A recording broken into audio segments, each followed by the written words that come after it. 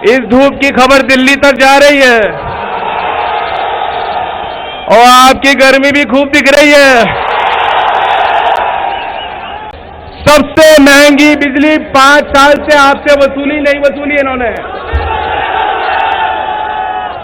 किसान को एक हाथ में बैटरी वाली टॉर्च दी है, दूसरे हाथ में लठ पकड़ा दिया, फिर का तार लगाओ और पूरी रात पहरेदारी करो, चौकीदारी करो।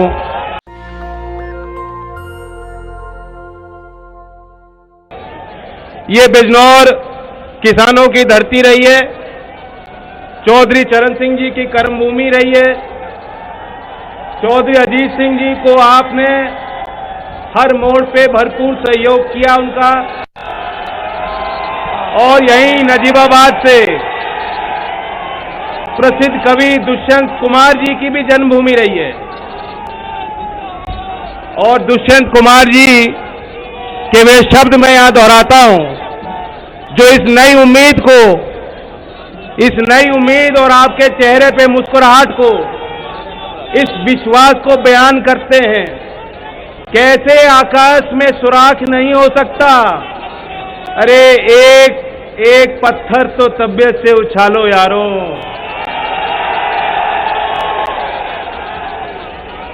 ये पत्थर उछालने का काम, यानी नई उम्मीद देने का काम, यानी एक नए सूरज को उगाने का काम गठबंधन के कार्यकर्ता करेंगे और मैं और अखिलेश जी मिलकर लखनऊ से करेंगे।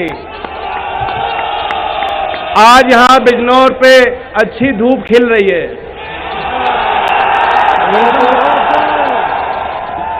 इस धूप की खबर दिल्ली तक जा रही है और आपकी गर्मी भी खूब दिख रही है।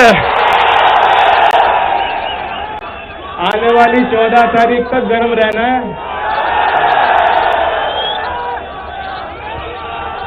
बात साफ है, फर्क साफ है। हमें आपके जीवन में जो सुधार लाने हैं, जो उत्तर प्रदेश में नए तरक्की के रास्ते खोलने हैं, यहां बहुत समस्याएं हैं। भिलाई चीनी मिल में पिछले वर्ष का भी भुगतान नहीं हुआ, बताओ हुआ हो? बाबा झूठ बोलते हैं, कहते हैं 14 दिन में भुगतान कर दिया। बाबा जी झूठ बोलते हैं कि नहीं बोलते? पूरे उत्तर भारत में सबसे महंगी बिजली 5 साल से आपसे वसूली नहीं वसूली इन्होंने। और किसान भाइयों को खाद भी नहीं मिला। खाद लाइन लगा के, खाद के लिए लाइन लगा के लंबी कतारों में आप खड़े होते थे, आप पे लाठी चार्ज होता था। महंगे डीजल और पेट्रोल का असर हर घर पे पड़ा है। गैस महंगी हो गई। और मैं आपको चेताने आया हूं, अगर आप कमजोर फैसला लोगे तो पता है क्या होगा? चुनाव के बाद डीजल और पेट्रोल के भाव 6-7 रुपए बढ़ने हैं। वो इंतजार कर रहे हैं। इसलिए 8 विधानसभा में से 8 अगर आप गठबंधन के जो रंग हैं, सफेद, हरा, लाल, अगर इन्हें जिता के भेजोगे, वरना क्या होगा? अभी 13 महीने आप लोग सड़क पे रहे हो। 13 महीने देश का किसान तो ट्रैक्टर से उतरा नहीं है, ट्रैक्टर पे ही रहा है, सड़क पे रहा है। इतने दूर से चल के माता बहनों ने संघर्ष किया। पंजाब की, हरियाणा की, उत्तर प्रदेश की किसान परिवार की महिलाओं ने मोर्चा संभाला और मोदी जी से 2 टूक कहा कि हम पीछे नहीं हटेंगी, तुम्हें पीछे हटना पड़ेगा। और फिर 13 महीने में आपकी उस एकता के आगे, आपके उस निश्चय के आगे आप नहीं झुके, लेकिन आपने उस शक्तिशाली सरकार को झुकाया।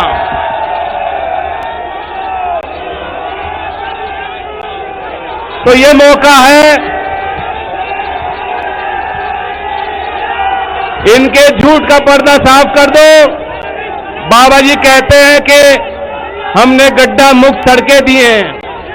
मैं अभी मीरापुर से चल के आ रहा हूं। 5 साल बाबा जी मुख्यमंत्री रहे, एक बार भी उस सड़क पे जाके उन्होंने देखा होता, वो सड़क में गड्ढे गड्ढे। यहाँ की विकास की जिम्मेदारी मैं लेता हूं। यहाँ के विकास की जिम्मेदारी अखिलेश जी लेंगे।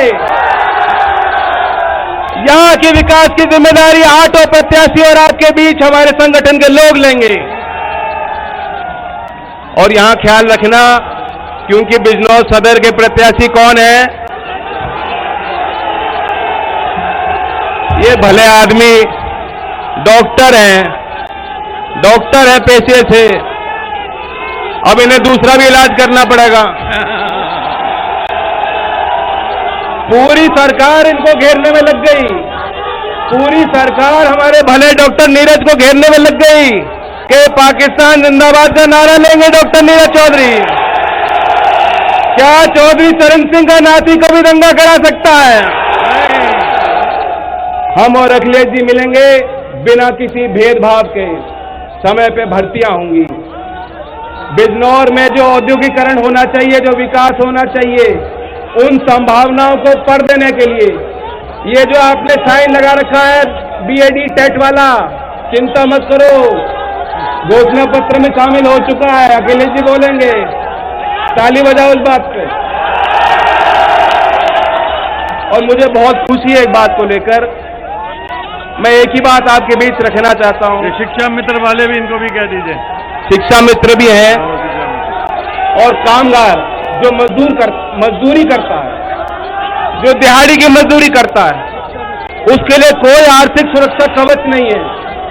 जिस तरह गांवों में नरेगा योजना है, मुझे बहुत खुशी है कि हमने भी लोक संकल्प अपने मैनिफेस्टो में उसको शामिल किया था और समाजवादी पार्टी के घोषणा पत्र में भी शामिल है कि शहरी क्षेत्र में और खास तौर से जो असंगठित क्षेत्र में छोटे कुटीर उद्योग में कार्यरत हैं हमारे मजदूर भाई, जिस तरह गांव में नरेगा योजना है, उसी तरह आपको उसी योजना का लाभ शहरी क्षेत्र के मजदूर और कामगारों को हम दिलाने के लिए काम करेंगे। ये बहुत बड़ा फैसला है। पूरे देश में किसी राज्य में ऐसी योजना नहीं है। तो ऐसी नई योजनाओं का निर्माण आईटी सेक्टर को बढ़ाने के लिए, बिजनौर में जो उद्योगों की कमी है, यहाँ कोई कारखाना नहीं लगा। 5 साल से कोई कारखाना लगा हो तो बताओ, कोई नौकरी मिली हो। और किसान तो बोलते हैं, किसान तो खुल के कहते हैं कि किसान को क्या दिया बाबा जी ने।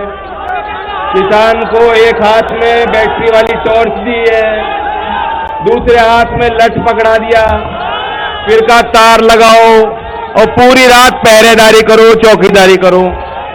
और बीच बीच में बाबा जी दूध भी भेज देते हैं, अपने दूध कि जरा चख के बताओ क्या है फसल इनकी।